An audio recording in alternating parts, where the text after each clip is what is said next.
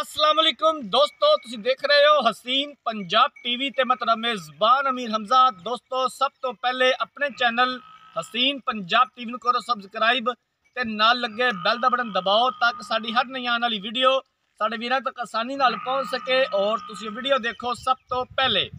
अज जनाब अपने वीरां भरावां वास्ते एक पहलन झोटी की वीडियो लैके हाजिर होए हैं। माशाल्लाह बड़ी खूबसूरत है, बोली बिल्ली झोटी है, पहला सुबह सुई है। कैमरामैन साहब मज दिखावणगे, उस तो बाद सारिया गल्लां बातां मालकां दी जुबानी मालकां कोलों पुछांगे कि कदों सुई है, कितना हाज़र टाइम दुध है, की डिमांड करते हैं। कैमरामैन साहब जानवर दिखाओ, माशाल्लाह बड़ा खूबसूरत है। पहलन झोटी है, पहला सुबह सुई है, बोली बिल्ली, चिट्टियां अखां, पिछले दोवें खुर सफेद, पूरा मुठ भर थण और सोहनियां विरलां, एक हड्डी, कद चंगा, पहलन होके सनप बड़ा माशाल्लाह झोटी दा। बाकी सारिया गल्लां बातां मालका कोलों पुछ लवांगे। वीडियो मेरे वीरां भरावां ने एंड तक देखनी है। वीडियो अच्छी लगे तो लाइक तो शेयर जरूर करना है।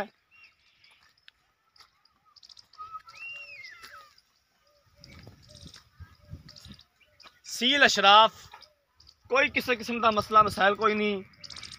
नीली बार के जानवर अपने वीरां नूं दिखाई देने, कोशिश करी दी है कि अच्छे तो अच्छा जानवर दिखा सकिए। बाकी लेने देने मुकद्दर ने।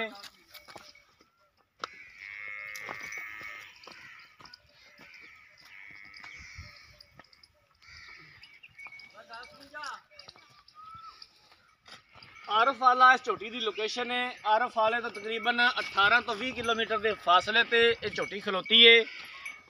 पिछे कट्टा जी, पिछे कट्टा, पिछे जनाब कट्टा है।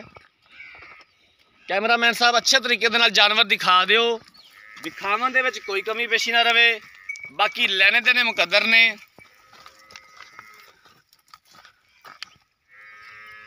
नीली बार दे जानवर दिखाई देने, कोशिश करी दी है कि अच्छे तो अच्छा जानवर दिखा सकिए।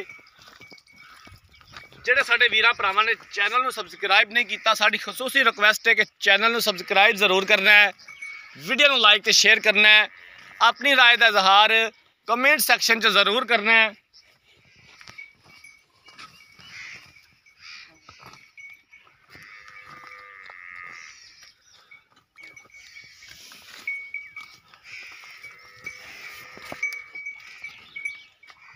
कैमरामैन साहब इनका कट्टा भी विखा दिया जी। आ इनका कट्टा जी, छोटी जी सफेद फुल्ली है मत्थे ते।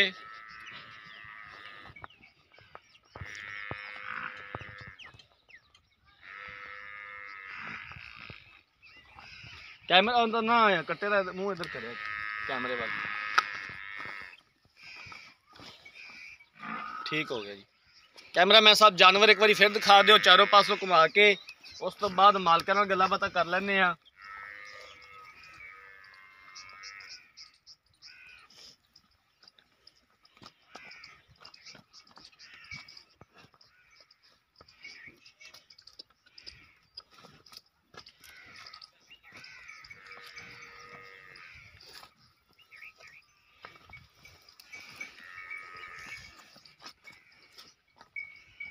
तो जनाब जानवर देख लिया, मालका नूं बुलाने आ ते मालका कोलों सारियां गल्लां बातां पुछ लैने आ। भाईजान इत्थे आ जाओ कैमरे दे सामने।